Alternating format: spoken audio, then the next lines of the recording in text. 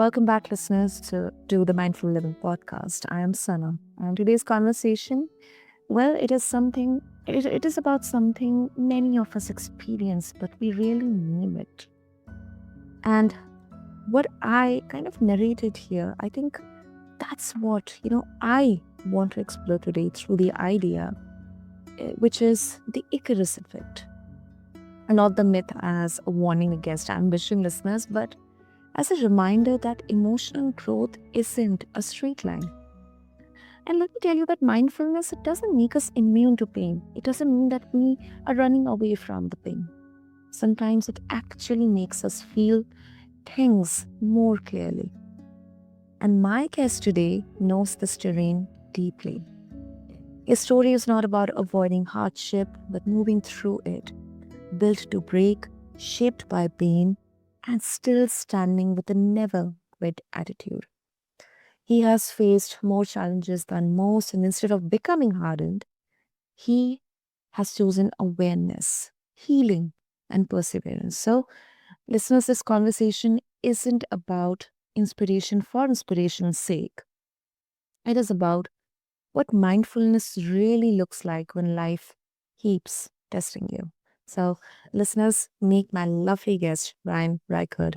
Ryan, welcome to the Mindful Living, and it's really an honor to have you here. Well, thank you so very much for having me, and just a delight and excited to, wherever this goes. Absolutely, absolutely. Okay, Ryan, I think the instant question which all of us, the listeners, even I'm having also is like hearing the phrase, the Icarus effect is, talking about moments where emotional awareness grows, but instead of peace, we feel overwhelmed or exposed. So, from your experience, have there been times where becoming more aware of your emotions actually made life harder for you, not easier? I That's kind of a double-edged, question Okay. on that one Mm. because when bringing up the Icarus Effect, I think about, the book that I wrote, The Icarus Effect, The Highs and Lows of Emotions, We All Have Feelings, and really in that moment, the story with in Greek mythology of Icarus and his father died as being trapped. I Mm. I believe that in itself is the dynamic of our emotional cage. Is it a feeling or is it an emotion or is it the emotion that creates the feeling and vice versa? And so when I look at it, I look at this labyrinth that we put ourselves in if we don't heal. And what I mean by that is when you brought up mindset, Mhm. our mind has this tendency to play on repeat whatever we believe. And so in that, it can be this dynamic to do you feel this way and then therefore you react?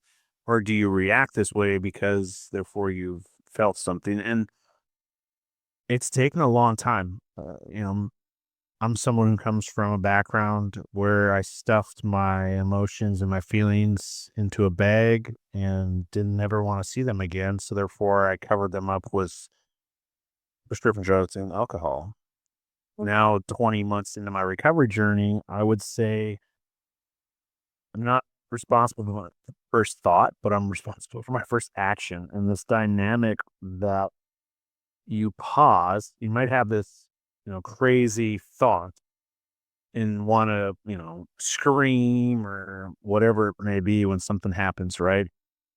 But we learn to pause. And in that pause, everything starts to change. And then it's also the understanding when we see life today, you really understand that no matter what happens, it's for the greatest good. And I get that that's so hard when someone says that out loud and you hear it and you're like, I'm going through, just think of myself, like going through a divorce. I've lost a job. My children don't want to have anything to do with me, so on and so forth.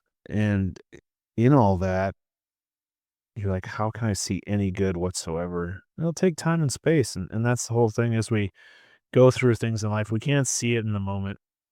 And we have to learn to not so much control our emotions, but heal those triggers that we have inside of us. And that I believe today is, a lot of spiritual practices and so forth that I do. So that was the short version long.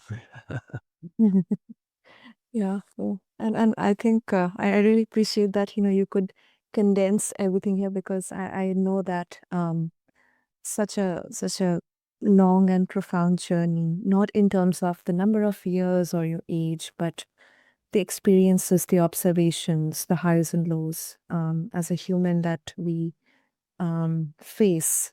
It's sometimes very challenging to condense everything within such a short time. So really appreciate you sharing that, Ryan. And I um, feel this is important because um, specifically when it comes to mindfulness, I think we instantly picturize calmness, steadiness, or presence. But then um, what you shared and what I feel is like clarity before comfort, like seeing the truth before knowing what to do with it. And I think many listeners are right there. They are not failing at what is possibly being portrayed as mindfulness. They're just early in the process. Yeah, I really love how you put that side of the clarity piece Mhm. because we get so caught up in whatever we believe the right narrative is as opposed to just the narrative. And I think that's where our own misunderstanding of mindfulness, mindset, it absolutely has to do with that clarity before comfort. I coach on that multiple times. It's growth over comfort, it's discipline over comfort, and all these things because as humans, we crave comfort. When I reflect on myself, I look at it as like I would absolutely do nothing every single day if I didn't have the discipline that I do. And we're talking about years of work. And then I had moments where I just threw it all out the window. For those who don't know, I was in the United States Army for 23 years. Oh, The Airborne Ranger. I spent 4 years combat. It's this dynamic that just because you can hold on to it for 23 years, and don't get me wrong, those 23 years were riddled with all kinds of drama. Where today I live a life of no drama, and you see through the clouds, the mist to find that clarity. And it takes a ton of work, a ton of reflection, a ton of cutting through all the just scar tissue that you created over the years, be it the trauma of childhood, whenever your whole life, right? There could be times of trauma that you never want to cut that scar tissue away and bleed again because you're like, I don't want to feel that ever again. It was the worst thing I ever went through. But it's like if you didn't heal it, you didn't do any work to make yourself better. How is it possible that you would never be triggered? People don't trigger you. You have something inside of you that isn't healed. And so the understanding of that is that clarity that you just spoke of.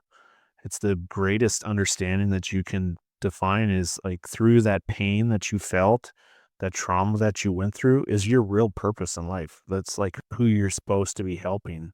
I always say, I've become the protector my 6-year-old self always needed to have. And we're talking 47 years into this journey. It wasn't like it just popped up here, so many years down the road. It took, like I said before, um, a lot of mistakes, a lot of failures, but that's okay because as long as you get up again, you never truly failed. absolutely, absolutely. Wow. Okay, and Ran, there's a popular idea that mindfulness means managing emotions better. Um, but as you share your experiences, your journey, like, do you think that mindfulness is actually about control or about something less comfortable? Like allowing emotions without fixing them, because I believe that's where the uniqueness of us humans lie. I mean, not everything has to be fixed or not everything is broken. I mean, I don't know. What's your thought on this? Oh, that's a fantastic question. It's to me the dynamic, and I struggled so long. I couldn't get past this. I mean, in the Western world, we don't surrender. We're always on the offense. We fight, fight, fight, fight, fight. We toe the line. And I believe only in the surrender will you have that ability to see and have that clarity as we just discussed. And so can you give up that control that we also yearned for?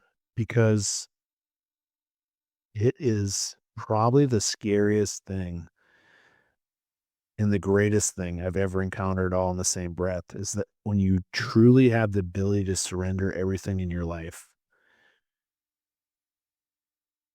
the beauty that comes from that finally, you release your grip on whatever you believe is the outcome that needs to happen, and you'll try to get it at any cost whatsoever. The problem is, what you don't realize, that you're never going to get that feeling inside that if I get my bank account to pick a number, 1,000,000, 10,000,000, I'll be happy. Mm. When I have a 10,000 square foot house and, a maid, a butler, chauffeur, oh man, I'll be so happy. The dynamics of this is you can get all that and you'll feel so empty. You will not be fulfilled. And I only speak from my own experiences when I, had all those things in life. And I was like, When's this emptiness going to be fulfilled?" And it wasn't. And today I realized all along I was chasing the wrong things. I wasn't chasing that kindness for other people, to be a good human, to surrender to all the different things, especially those substances that I use to mask or bury Mm. those feelings and emotions. So I guess to that end is really in your mindfulness and your mindset. For me, it's my spirituality. I have extreme and profound faith today through all the experiences that I've went through, and how to get after that, and through that, you have hope.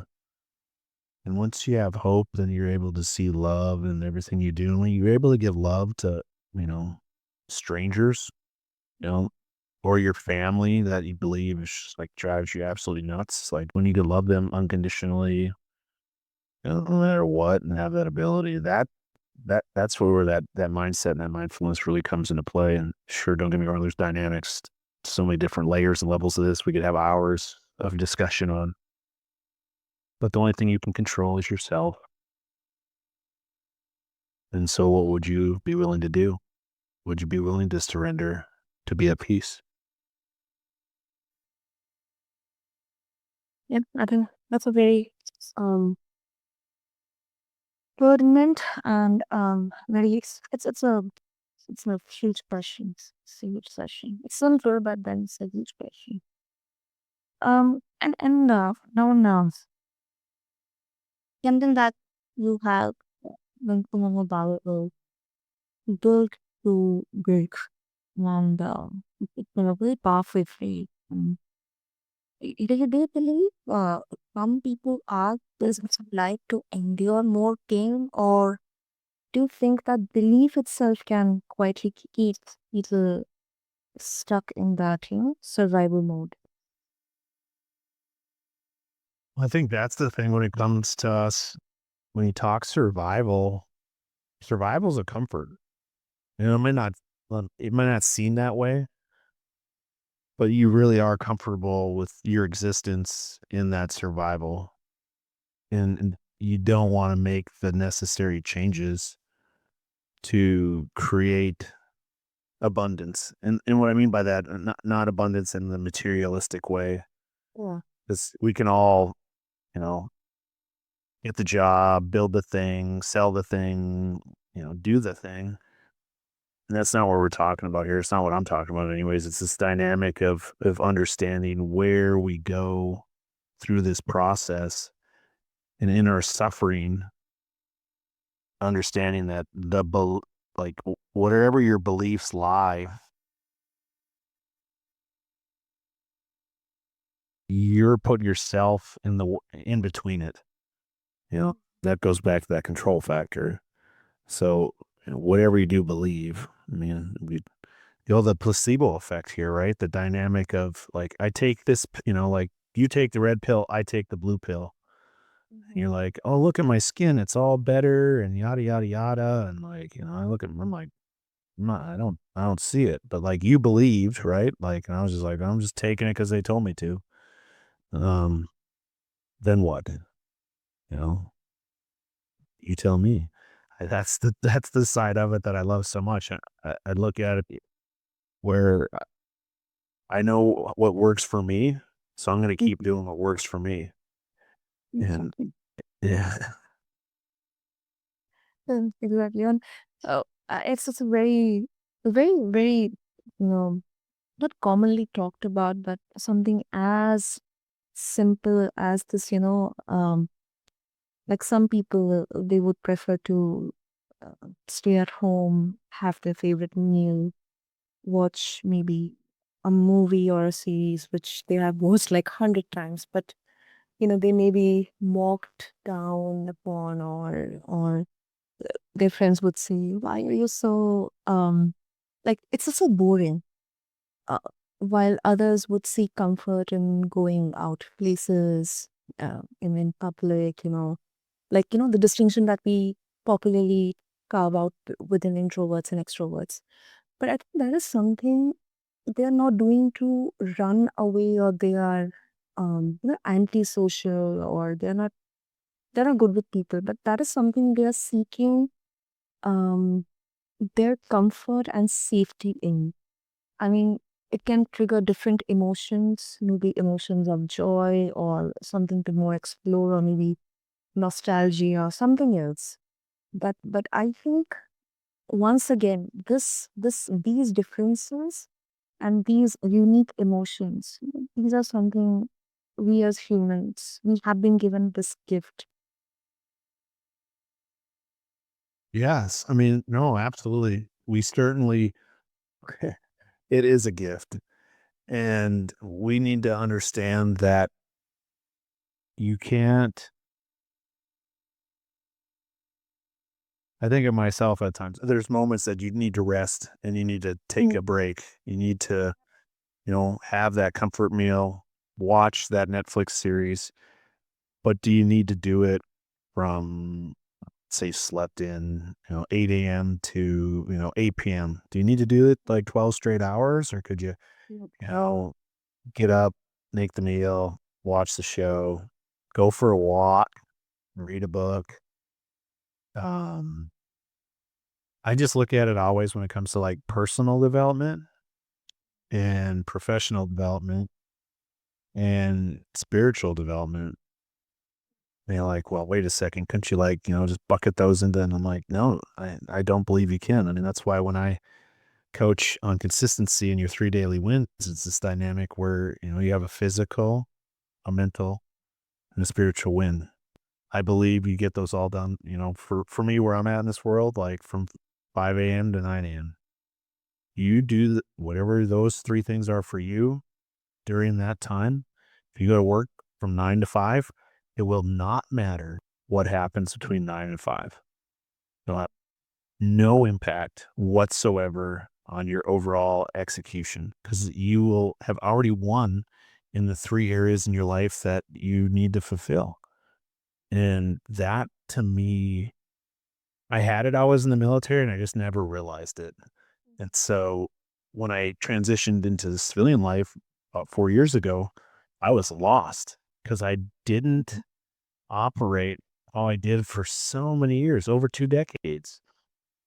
And I think that inconsistency that we have where, you know, we work out once every 30 days, probably not going to give you those endorphins necessary and that hit that you need to stay, ready to go all day long. And so, yeah, once a week, have a down day. I think it's wonderful. I think it's fantastic. That doesn't mean, though, it's just Netflix and chill for the 12 hours that you're up or 16 or how many hours you're up. It just means, you're not probably doing specifically some of the work stuff. And granted, you're talking to an entrepreneur here. So for me, it's always very different. I Mhm. work in spurts. And so that has a completely different way of how, business is done. But I do take one day a week off where, it's not always Sunday. It just depends on like what the schedule is. And I block one day, as things line up and it can be different. And where it's just you really focus on those areas, on that day I still read, on that day I still write, on that day I still work out. And people will say, well, that sounds like your profession. Well, I do it from a different lens. I read a book that, maybe isn't a genre that I normally read. I jot down different things that could be, you know, what I want to do with the family or, something like that.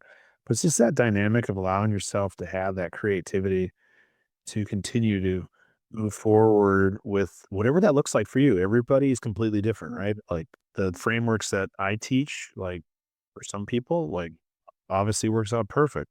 For others, it could be the most miserable thing, under the sun. And so that's why the cool thing is there's so many coaches out there and people that, help others. We're all just a part of life's teachers.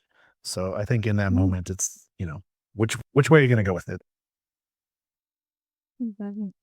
whatever works the best for you. Yep. And also, um, this, the words like resilience or perseverance. But then when we bring that into the context of healing, I think it kind of becomes like, perseverance saves us, but then it can also delay being like if we never question it.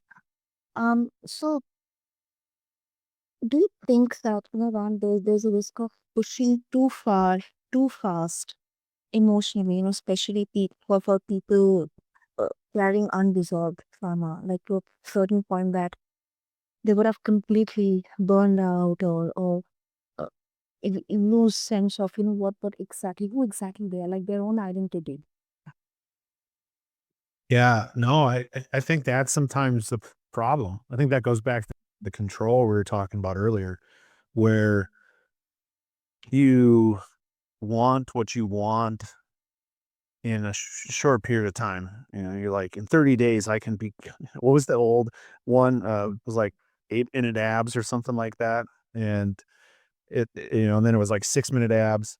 It's like, yeah, absolutely. 6 minutes, like every day for, how many days? But it's not like one day kind of thing. So then you do that and you're like going to the doctor because you're like, I haven't worked out in 10 years and I'm trying to do these 6-minute abs. And they said to do it this way, and next thing you know, you hurt yourself or whatever that looks like. It's the consistency that we're looking for here is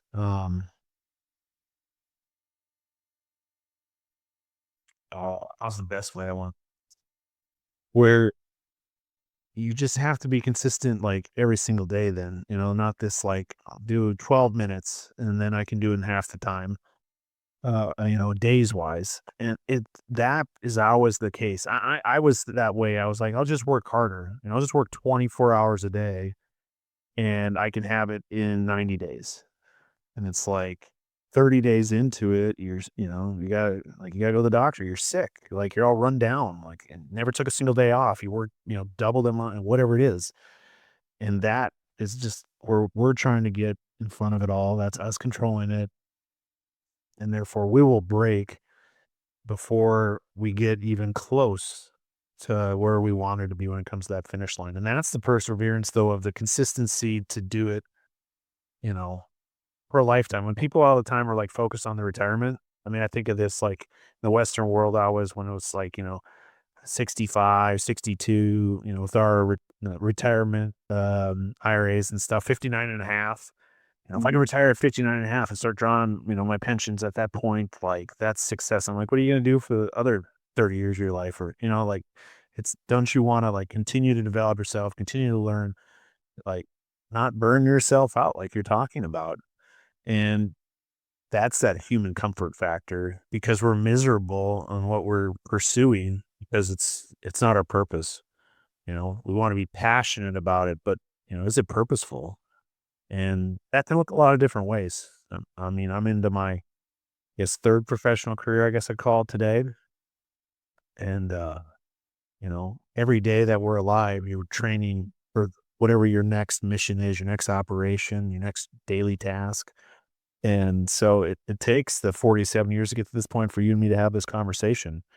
It didn't happen, like 1, 2, 3, 4, 5 days kind of thing. And so, yeah, we all have our way of doing things, and I think if we're trying to control that too much, it normally falls apart. Yeah. Mm. I really know. Before we wrap up,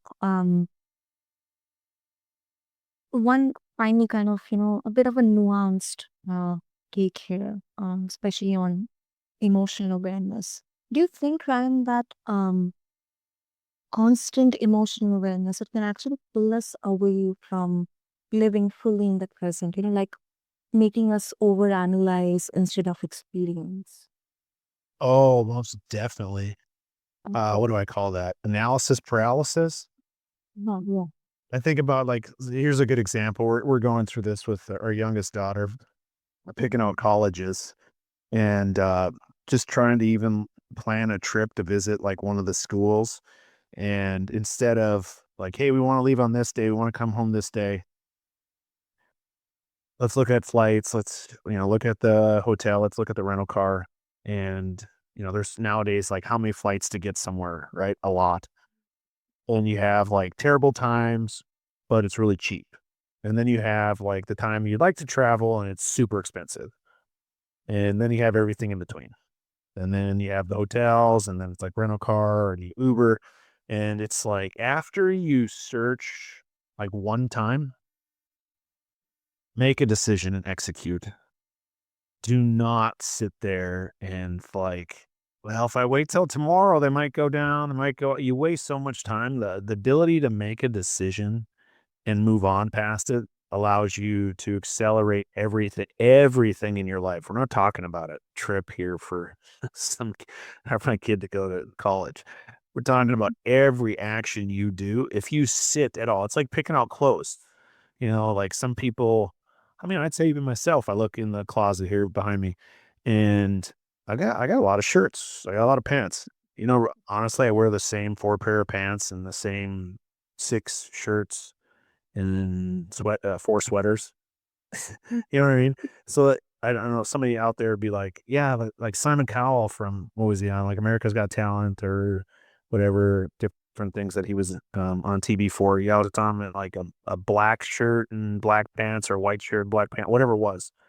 And the reason why he does that is that's one decision he doesn't need to make. So like whatever the next thing is, like he's like basically that much further faster ahead of it because he doesn't have to sit here and pick out things that do not matter. Like, I'm not saying like, hey, if you like clothes and that's your jam, I'm not like cool.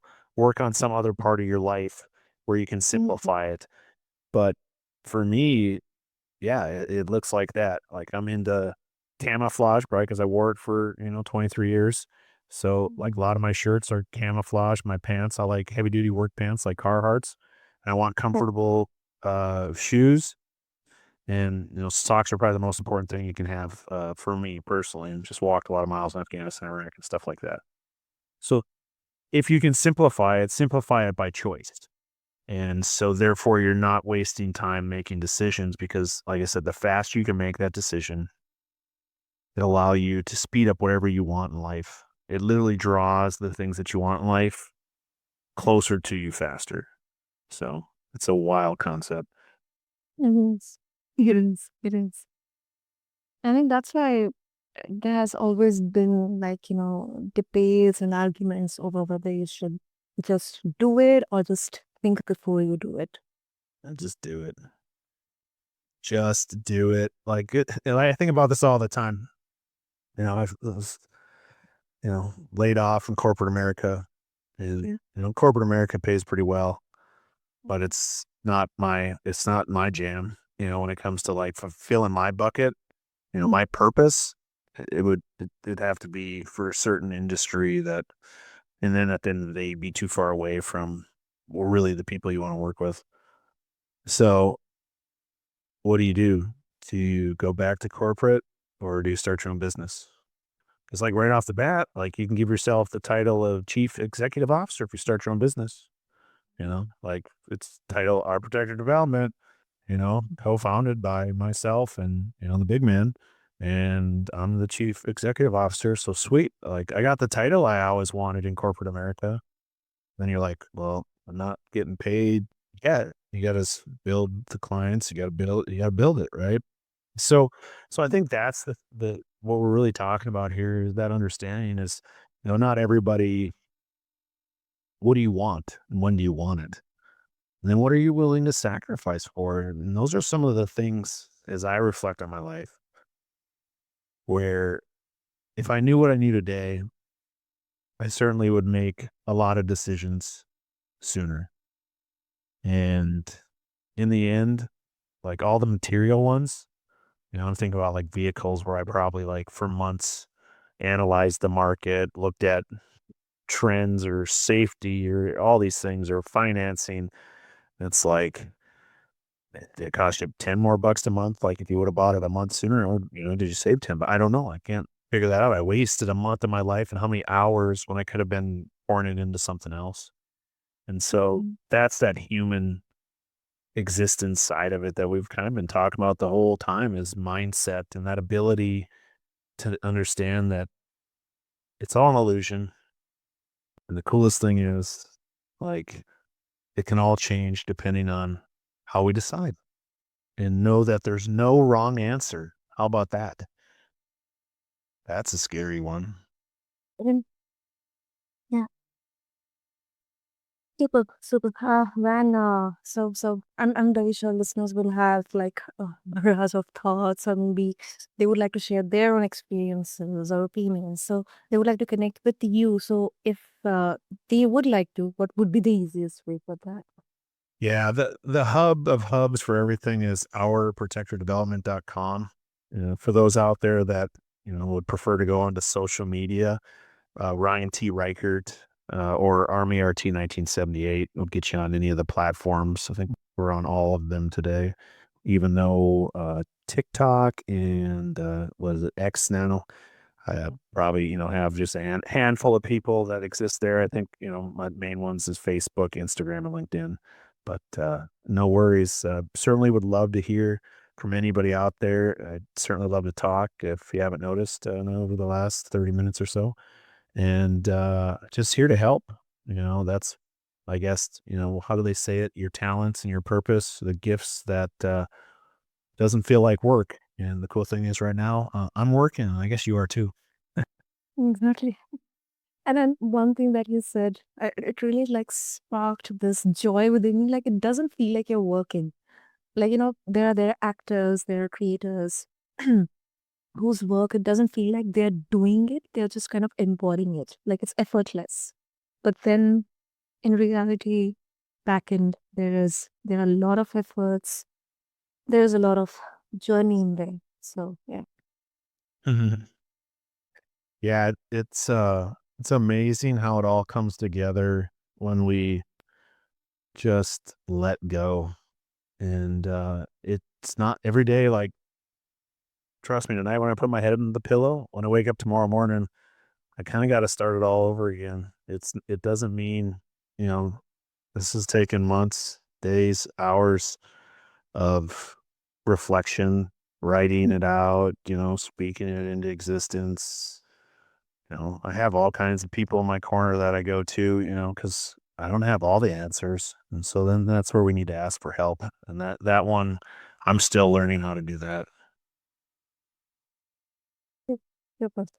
So, listeners, there you go. And I'll have all the links, all the details that Van just shared, mentioned along with this episode. So, find them attached and find them along with this episode on whichever platform you listen to your podcast to. And if I can say, I think, listeners, if you're feeling like you have flown high emotionally, only to fall back into old patterns or old ways or your old self, this conversation is for you.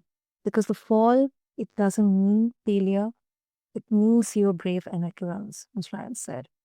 And mindfulness isn't about avoiding that fall, it is about meeting yourself with compassion when it happens. So, man, thank you so much for being so candid. Really loved our conversation.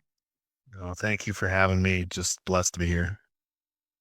And to everyone listening, if you are in a valley right now, do unravel in that then. And you are not broken. You are human, and until next time, this is the Marathon Woman podcast. Take care of yourself gently, and I'll catch you next week.